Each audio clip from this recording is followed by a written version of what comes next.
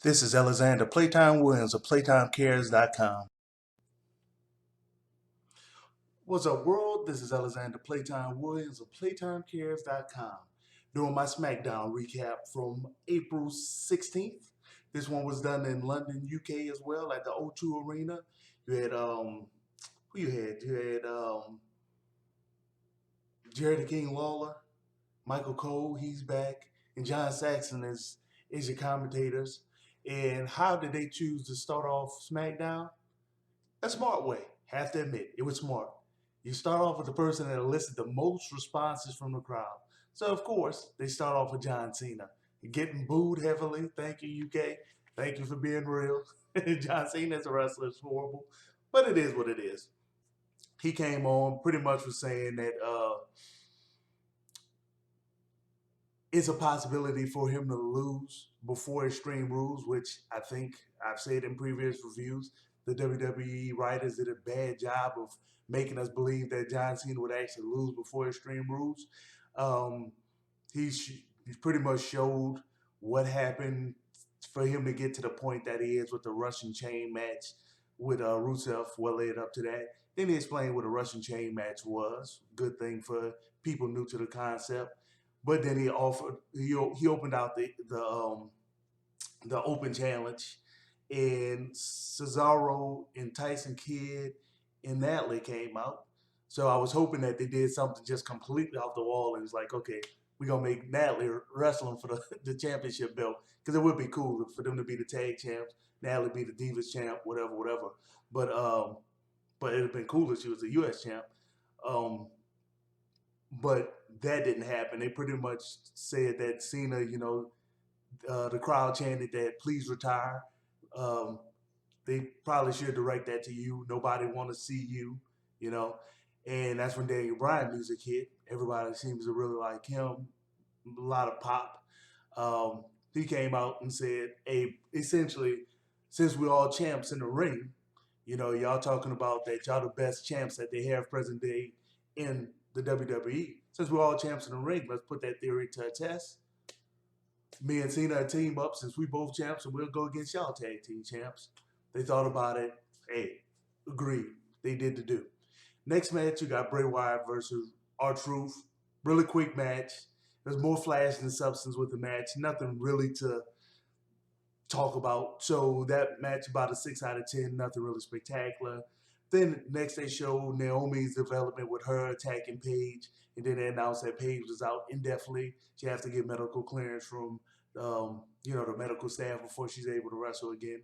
Then they did an interview with Roman Reigns, and it was essentially just whether or not he had the resiliency to keep dealing with the Big Show because the Big Show promised to knock him down every time he got a chance, and every time Roman Reigns thought he was going to get up, Big Show was going to knock him down. So, pretty much Roman Reigns was saying that he's resilient and he's just he hoped that Big Show ate his Wheaties and got his stamina going because he's going to keep getting up. And then they showed The Miz in the ring. So The Miz started saying that he made Miz Dow, he made Summer Rae, making her a co-star in the film that's coming out, Marine 4, that just came out early this week. And also he made the WWE Universe. Bad News Barrett music hits. Everybody go crazy. Of course, he's the hometown guy. Um, Bad News Barrett said, look, this is not Hollywood. You're in the UK. You didn't make these people. I'm the man here. Whatever, hey, they came to see me. So, of course, he said, let's have a match. Let me shut you up. The Miz was like, oh, whatever. And, of course, he got to do his thing.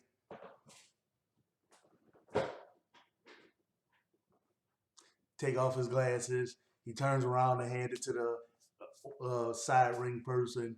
And Bad News Barrett sit there and put that guard on his elbow and pretty much wound up his finishing move. And as soon as Miz turns around, boom, hit him with the elbow. Miz done. Quick match. Overall, for the theatrics and the build up for it, a 7 out of 10. The crowd was really into it. They needed to see one of their hometown people win. Let's see what else happened. They did pretty much a raw recap of the situation between Rollins and Randy Orton. And then they did, let's see what else they did. Then they showed Sheamus versus Neville actually probably once again probably the best match of the night. One thing that they're doing because of the lack of a cruiserweight division, they actually have Neville. Neville is starting to run out of material because he can't do all of the in-ring cool things that he have the potential to do because his talent can't really support him, like talking about. So the match started off the exact same way that it started off the previous three things. I don't want him to get into a Cena like rut, you know. So it was a decent match. Sheamus was, kind of beating up on him, and then Neville was doing some countermeasures and got the crowd into it the whole time. Neville ended up knocking Sheamus out the ring. Sheamus grabbed Neville and just manhandled him and threw him on the announcer's table. Boom, flat smash on there. Automatic disqualification, so Neville would have to win against Sheamus via DQ. And then Sheamus put him up on his shoulder, walk up the steps with him to show that, look, I'm a big old dude, just a little bitty boy, yeah. Threw him, they kind of like a toss body slam over the top rope into the ring, then start kind of pummeling him. You already knew Dolph Ziggler because they had a shoe Monday where Sheamus busted him up. Dolph Ziggler came out there and started beating him up, and Sheamus gets out the ring, and then Ziggler's like, look, fight me right now. And Sheamus said, no, kiss my arse. And then Sheamus was like, man, that's kind of pathetic. Come on, let's fight. He's like, no, I wasn't saying that metaphorically. I mean that literally. At Extreme Rules, I want us to have a kiss my arse match. And then Ziggler said that he was gonna, fold him up and bend him up and all of those type of things so much the way he can make Sheamus kiss his own arse. So it's funny to hear them say arse so many times. My arse, my arse, my arse, kiss my arse, kiss my arse. So next match was Los Matadores versus the New Day. Oh man, the New Day came out and they got booed. Some fans, and they still doing the new. They suck. They still doing that. It was so bad to where El Torito was stomping it on the metal thing, and the people was coming along with it. New Day would be a really good heel at this point. New Day kept saying that um, they was gonna keep clapping, and they was gonna you're gonna have to like us. They gonna bring some sunshine to foggy London. They kept saying all this stuff that you're gonna like us and we're gonna keep clapping and you're gonna love us and all that. Pretty solid match. You once again saw that the cruiserweight division would be real nice for you because they put in Biggie Langston and Kofi Kingston. Kofi Kingston can roll with all those little cruiserweight dudes. Really, really nice match. A lot of real good sound technical wrestling in it. I would say that's about an 8 out of 10, honestly. Um, New Day won. It's a really good match. New Day won, got booed. It's kind of tied for the match of the thing because you knew with Sheamus, he was going to kind of dominate Neville. So I'd say between that and the New Day match, it kind of made the show kind of worth watching. Um, they did a cutaway to Rosa talking to Fandango, and Fandango officially dumping her. Then Adam Rose and his Rosebuds came by, and Adam Rose said, look, you know, let me put that bug in your ear so you can be back with your number one. So, I think he's trying to move in on Rosa. So the Big Show pretty much cut a promo about his brutalization of Roman Reigns on Monday, busting him up, throwing him on a car, chokeslamming him on top of the car, stuff like that, and pretty much announced that he was going to have a last man standing match with um, with Roman Reigns at Extreme Rules. Then you had the Divas triple threat match with Alicia Foxy, Cameron, and Natalia, and that was actually a decent match and decent pace. Um, they had a really cool move where Alicia Foxy was on the second rope and Cameron was on the top rope, and she was picking up for a suplex off, and Natty came and went between Alicia Foxy's legs and kind of like did a power bomb suplex 3 woman maneuver. Boom, pretty decent. Long story short, Cameron, she got a sneaky win after Alicia Foxy put a finishing move on Natalia. She threw Alicia Fox out the ring, and she got a sneaky win. Match about a 7 out of 10. Then you had the match versus Fandango versus Adam Rose. Pretty much they're having a match. It's a pretty decent match. They're having a match. Then Rosa comes running through the Rosebuds and asking Fandango why he left her back there. And Adam Rose take advantage of that. Boom, throw him in the ring. Yada yada yada. Rosa gets on the ring, was like, Adam, let me just talk to him. Let me talk to him. So he's like, look, you got to get down. So Fandango took advantage of that, get a quick roll up win. Then he gets on and he start doing this little Fandango thing.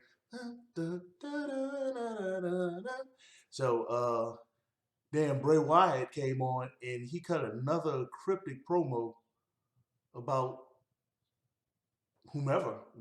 He never really said who he's gonna, who his object of affection is now. And then did I say that the match was about a 7 out of 10? Probably not. Fandango match was about a 7 out of 10. And the last match which was the champions match. That's about 7 out of 10. It was it was a decent paced match. It kind of back and forth, back and forth. Daniel Bryan was started to beat up Tyson Kidd, about to do one of those running knees to him. Until he gets on the ring, like, look, don't do that to my hubby, all that type of stuff, yada yada, woo woo woo. And Tyson Kidd tried to sneak up behind Daniel Bryan. Daniel Bryan move out the way, hits Natty. Cesaro happens to be there, catch Natty. Bryan put Tyson Kidd in this submission move. Cesaro see that he got Natty in his arm, just toss her to the side, jumps in the ring. John Cena catches Cesaro in the FU. Boom, weak finishing move. Fireman's carry, weak finish move. And that forces Tyson Kidd to tap out. And, that was pretty much that. 7 out of 10. All in all, just a decent SmackDown. Not bad, not good, not outstanding, but it was decent.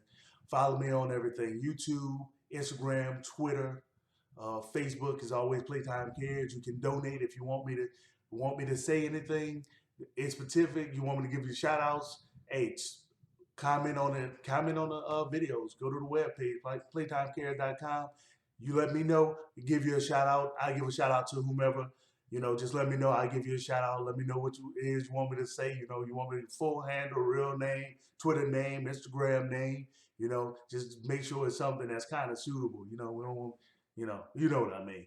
So, Playtime Cares on everything. Take a look at it. Thank you for listening. Peace.